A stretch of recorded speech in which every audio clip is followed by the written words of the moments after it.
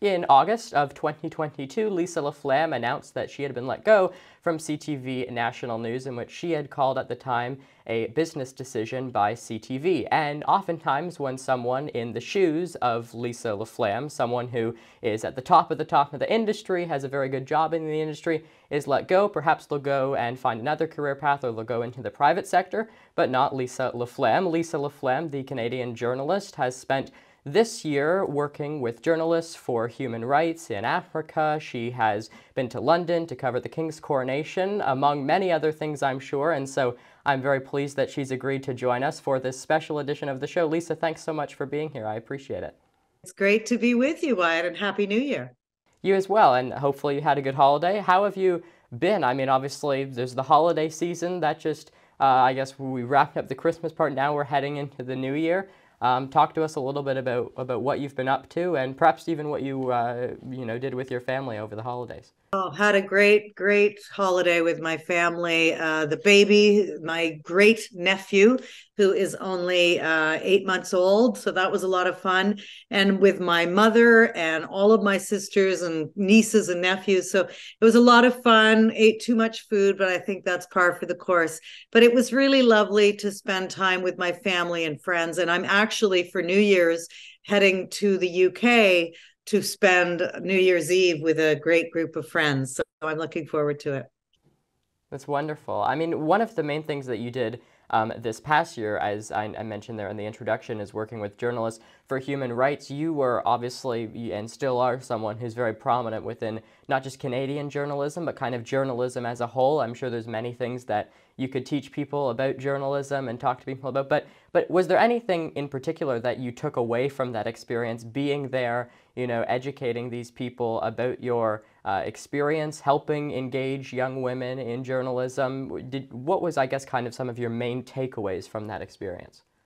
Well, I think the main takeaway is that they actually educate me. And it's one of the reasons why I love so much to go on these shoots, if I can call them that. It's an opportunity for me to really unapologetically celebrate journalism, something we don't do when we're a practicing journalist, if you could put it that way. But for me, when I'm in Africa for Journalists for Human Rights, or most recently, I've just come back from Philippines, it's an opportunity to see countries where human rights reporting is just not on the radar. So for me, it gives me the ability to try to help journalists better understand, especially young journalists, the importance of human rights reporting, and how shining a spotlight on the things that really don't get covered and are part of everyday life can absolutely make a difference. Certainly in the Philippines, it was a bit stunning for me to see that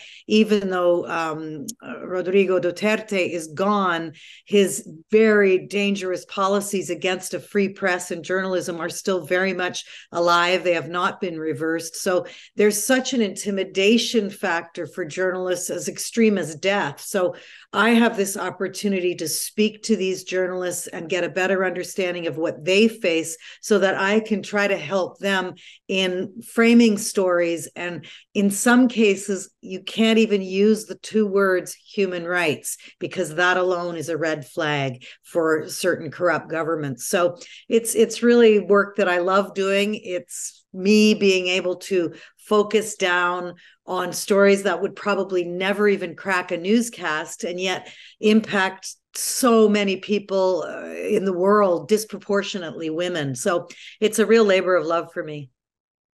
And that's interesting that you mention, of course, the dangerous policies aspect of things, the fact, there's not a free press in a number of countries. I mean, in Canada, it's, kind of, I guess, it oftentimes can be forgotten by folks. You can just easily, browse the web, surf the web, find news stories. You can find commentary, whether it's opinions you like, opinions you don't like. And that's something that in Canada, North America, and in many other democracies around the world is often celebrated. But out of those countries that you went to, the fact that it's not even allowed in some countries, much less celebrated. So perhaps what did it teach you about the importance of actually having a free press and actually having, freedom of opinion to express your beliefs in your own way? Well, absolutely. I mean, a free press is hand in glove with democracy. You can't have one without the other.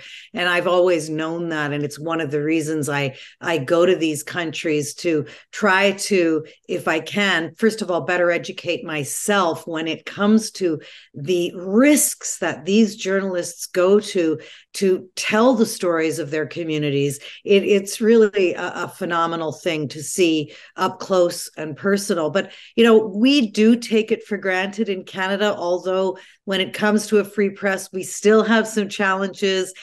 Freedom of access to information is definitely a challenge here. It takes a lot of work to try to get a document that is not completely redacted. So there are still things we can't lose sight of in this country, but you're absolutely right. It's such a different world when you're in a place where, for example, journalism students in the provinces outside of Manila in Philippines, journalism students, military are banging on the doors of their family home to intimidate them as students. They haven't even graduated yet into the world of journalism, and already there is a goal to try to get them to choose another path. So it's important to keep in mind that it is, in some cases, against all odds that some of these journalists have even survived enough to tell the stories that they're telling in order to make a difference in their communities, and also let the rest of us know what's really happening in, as I say, countries that don't really get a lot of attention, very undercovered. And I mean, in that video that you posted to social media in August of 2022 to announce your departure from CTV News, you talked about the fact that you've covered things like global conflicts, natural disasters, federal elections. Specifically on the global conflicts aspect of things, right now there's obviously two major conflicts happening overseas in both Ukraine and Israel. There are, correspondents who are there on the ground who are, reporting on the situation actually happening there on the ground. Also, obviously, speaking to the importance of a free press on, I guess, an entirely different level. From your perspective, the fact that you have covered all of these major things, including global conflicts, what's going through your mind as you see some of these wars happening overseas? And it obviously has been kind of a major focal point, unfortunately, of 2023, the fact that there are people risking their lives to report, to fight for their countries, and a whole host of things. Yeah, and you've just brought up such a good point, because I think shockingly, since October 7th, the day of the terror attack, I think we're up to 62 journalists killed in Gaza, which is just stunning. And since the war started in Ukraine, I think it's about 14 to 17 journalists killed. Obviously, when you cover conflict, it's always in the back of your mind. It is for me, even still, when I go to a war zone, that the possibility exists that I'll be in the wrong place at the wrong time. You balance that risk with your desire to tell these stories. But what we're seeing in Gaza is just honestly, my heart is just bleeding, because these journalists are losing their lives trying to get a message out of what's happening on the ground in a very limited access zone, which is Gaza. And, I just feel that sometimes the world doesn't recognize journalism as a profession and the risks that journalists take in order that the rest of us can be aware of what's going on in any location. I think right now, you've just mentioned Ukraine and certainly the Hamas, Israel, but there's 38 conflicts going on in the world right now, 38. And so few of them actually get the kind of coverage that they should have. Civil wars, name it. There's a variety, war on drugs, these sorts of things. And I think I always just applaud the journalists who have the courage. It's interesting in Gaza because a lot of these journalists are not with big organizations. So they don't have the PPE, if you will, the flak jacket, the helmet, the night goggles, the things that certainly when I go to a war zone, Afghanistan, Iraq, wherever it may be, in the Congo, I have this gear with me. They don't. So, and when they are killed, their families, their wives, their children, their spouses, they don't have the insurance that a lot of journalists who are in conflict zones with large organizations have. So it's important to keep that in mind also. Risks are even higher when you're with a small news organization. And you mentioned kind of the, I guess, awareness part of things, the fact that there are 38 conflicts going on. There's a large number of wars happening overseas right now across the world, and the fact that people are risking their lives to be there on the ground, regardless of why they're there. Obviously, there's, in large part, a large number of journalists who are actually there covering the story. How do you, I guess, increase the level of awareness amongst people, particularly in a country like Canada, where it might be forgotten the level of sacrifice that some of these people are putting up to actually be there on the ground to cover the story? How do you increase the level of awareness amongst people, particularly for me too? I mean, I know I'm obviously a little bit younger than your average journalist, and I guess amongst my peers in particular, it doesn't necessarily seem as if there is that level of awareness or the level of interest that there perhaps should be in, you know, what's happening overseas, and again, the fact that people are risking their lives to be there. Yeah, that's the big question. And it's the big, great unknown for journalism as we look to the future. I fear that society does not prioritize good journalism the way that it used to. And I would suggest that the social media deluge, if you will, and the misinformation and disinformation campaigns that are out there have worked on the mind of society, and they don't know who to believe. So in a lot of cases, they tune it all out. And I think this is such a danger. It's also a huge danger to democracy, because a well-informed public is the only way we can have well-informed and responsible and accountable government. So, you know, if I had the answer to that, I don't know, it would be a good thing, because it saddens me deeply. Obviously, I've given my life to journalism and trying to promote good journalism.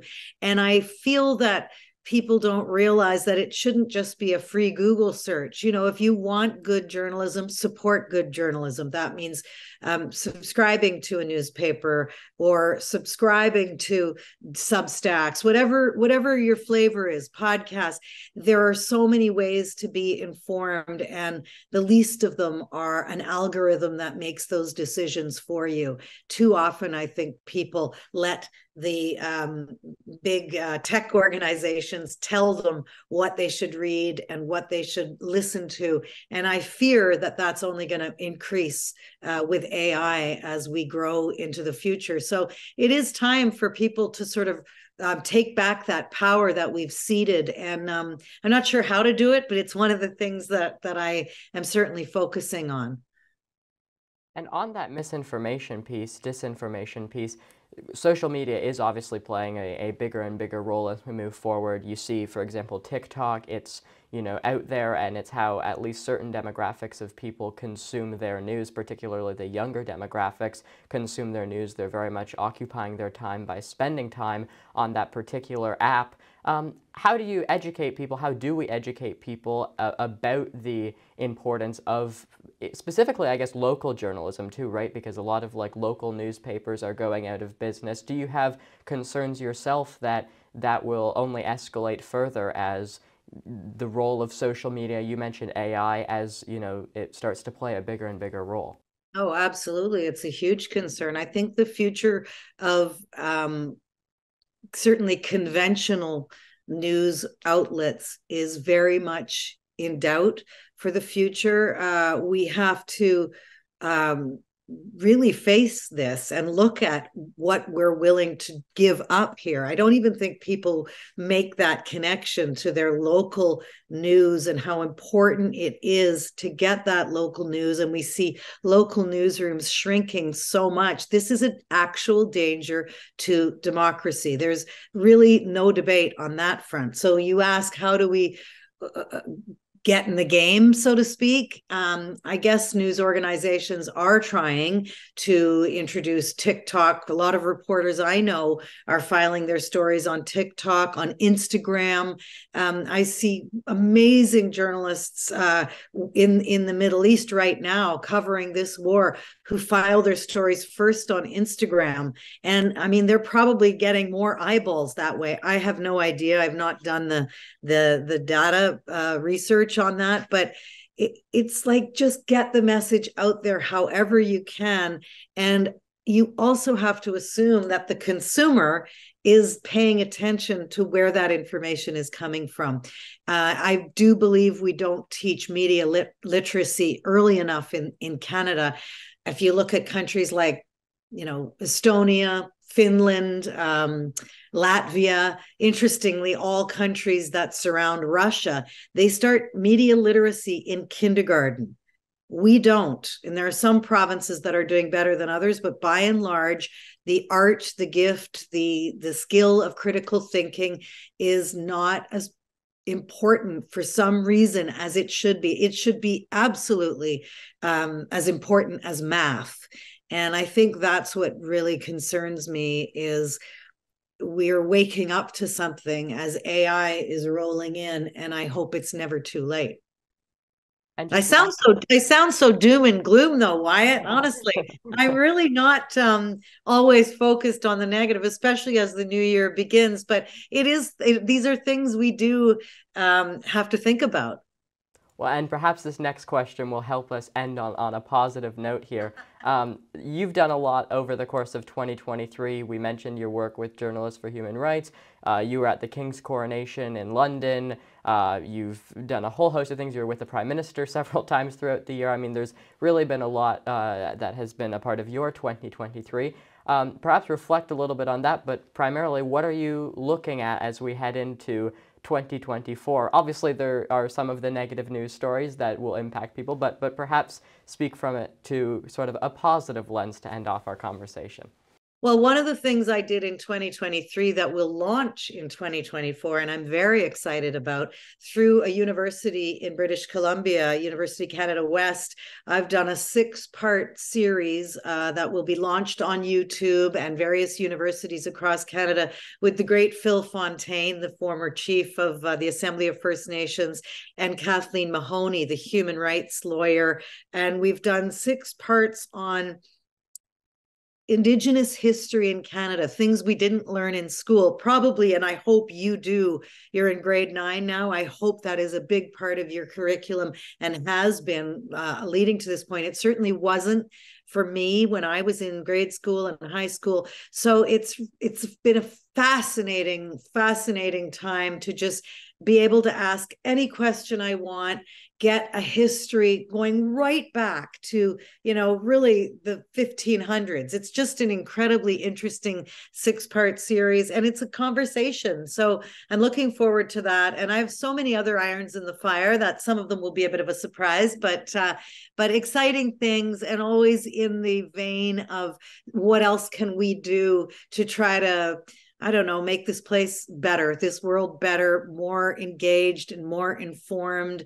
There's just a lot of work I'm doing with families who've come from Afghanistan, trying to help them become more comfortable in this country. And that is incredibly beautiful to see these young people coming to this country, sometimes, most times, with no English, and in a very short time, just seeing them absolutely blossom. So that work will continue into 2024, and starting it off in the UK. So hopefully the weather will be a little brighter, but it's not about the weather, right? I'm really looking forward to the new year ahead.